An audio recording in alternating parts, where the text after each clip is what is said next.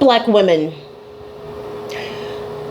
Yesterday, I had an opportunity to look at the comment section while I eavesdropped on a live stream that the Obsidian Mumia Ali network, his podcast show, was having with his anti-black woman male crony friends. And I was absolutely floored at what I heard, the comments that I saw. And I gotta tell you right now, I've said it once and I'll say it again, that Mumia Ali, whatever the fuck his full name is, he is one of the biggest enemies of black women. He's a very dangerous man. He is pushing hardcore for black men to vote for Mr. Orange Face. I'm not going to say his name because I don't want to get in trouble with the government, but you know who I'm talking about, Mr. Orange Face in Washington, D.C. You know, the guy that said that Africa and Haiti were shitholes. Yeah, that guy. And then I suddenly realized that I remember hearing Mumia Ali, Obsidian Ali, whatever the fuck his full name is, he mentioned that he was a Muslim. And then it clicked. It clicked, black women. The reason why this man is pushing submission and bent over couch sex and conservatism and all this other bullshit, I have a funny feeling. He hasn't said it, but I have a funny feeling that he's pushing a type of Sharia law. And I was looking at the comments, and a lot of the men that support him were talking about how they wish they could hit their women, but they can't because it's illegal. And how when the cuts come from the government after the re-election of Mr. Orange Face, black women are going to have to bend over the couch and take it and submit. And I'm thinking to myself, you don't even like black women. So this is a punishment thing. They have a bone to pick with us. They literally are pushing the re-election of Mr. Orange Face so they can see us grovel, so they can see us destitute, so they can see us beg, so they can laugh at us. This is unbelievable. Look, I'm going to be okay. I don't have any children, and I just want to say, I take my hat off to all of you single black mothers. I don't know how you guys do it. My heart goes out to all of you guys. I couldn't do it. I can't imagine the struggle and the fear that you're going through right now with the possibility of this man getting reelected and the upcoming government cuts that is going to put a lot of you guys out on the streets. 10% of African Americans rely on Medicare.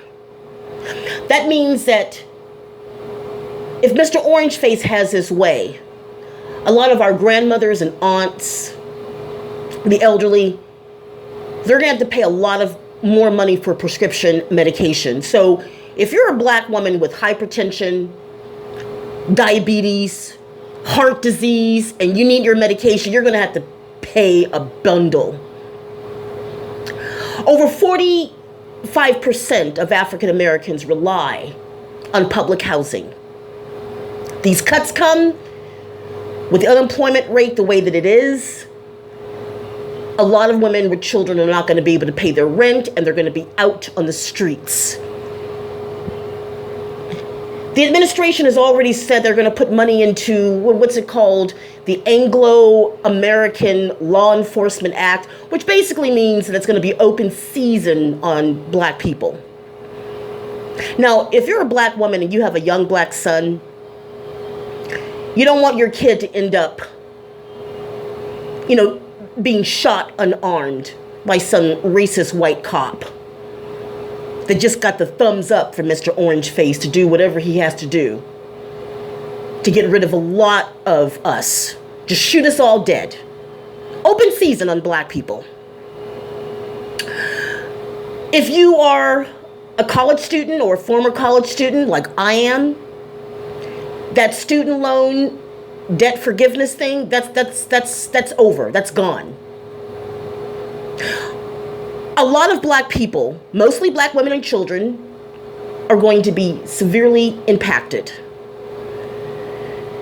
And this Mumia Ali guy, this Obsidian guy, he has a hard-on for Donald Trump. I mean, he's pushing this conservatism like crazy.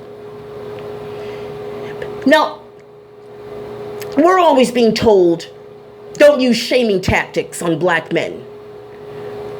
But I see a lot of shaming tactics that are being used on black people that don't want to support Mr. Orange Face. And I just don't understand it. I don't get it. The man is a blatant bigot. He said some stupid shit. He's had several women accuse him of sexual misconduct. And yet this man was elected. He is now in the most powerful position in the entire fucking world. And if he gets reelected, we're fucked. Reproductive health care for women is going to be in big trouble. Some of us take birth control pills, some of us take the shot. A lot of that's going to come out of our pocket. I live in Los Angeles, one of the most expensive fucking cities in the United States of America. And I'm already seeing more and more homeless people, mostly women, walking up and down the streets, in the subways, bus stations, train stations, with suitcases, duffel bags, their children, homeless. And it's going to get worse. It's going to get a lot worse. I told you guys last year. I said, stock up, prepare yourself. I told you guys, it's going to get bad out here, black women. It's going to get really fucking bad out here.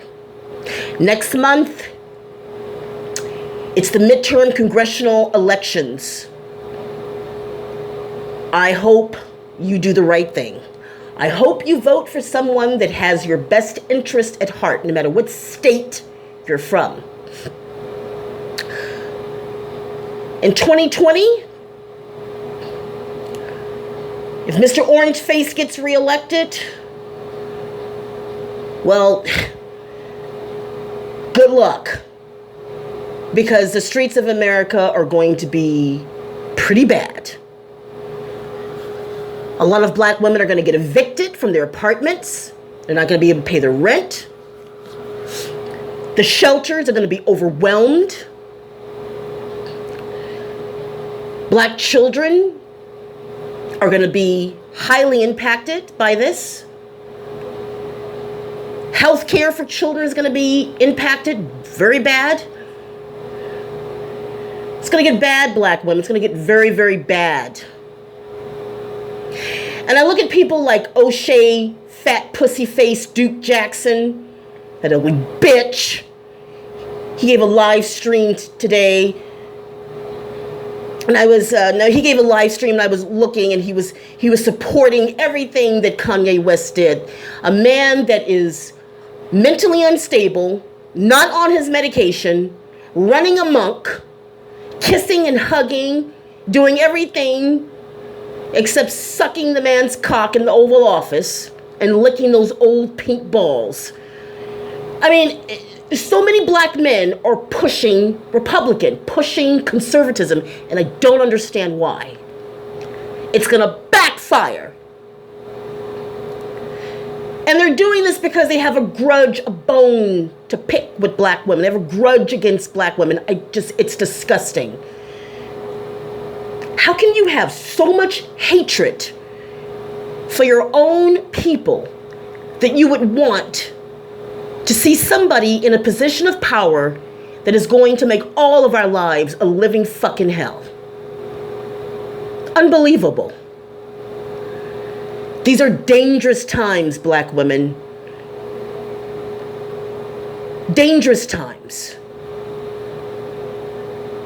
Those of you that get food stamps, those of you that get public housing, those of you that get health care, those of you that have children, those of you that are elderly, that need your medication, you need your insurance to pay for it. You guys are going to get fucked. And some of you will have to bend over somebody's couch just for food, water, tampons, and diapers. That's why I keep telling you guys, start stocking up your home. Stock up. Every time you go to the market, get canned food, get dry goods, build up your first aid kit, get your firearm, learn self-defense, prepare yourself. Because what's coming is not going to be good, black women. See, I saw this shit coming. That's why I said last year, I was warning you guys, I'm going to be okay because I saw this shit coming. Thank God I don't have any children. My heart goes out to you guys. It really does. It really does. God bless you and your beautiful black children. My heart goes out to all the single black mothers out there. I hope you guys are listening to me. Because, it's about to get bad. And black men are just sitting back, smiling and grinning, waiting patiently, waiting. It's crazy. They have a hard-on to see this happen, to see us destitute, groveling, begging. It's unbelievable.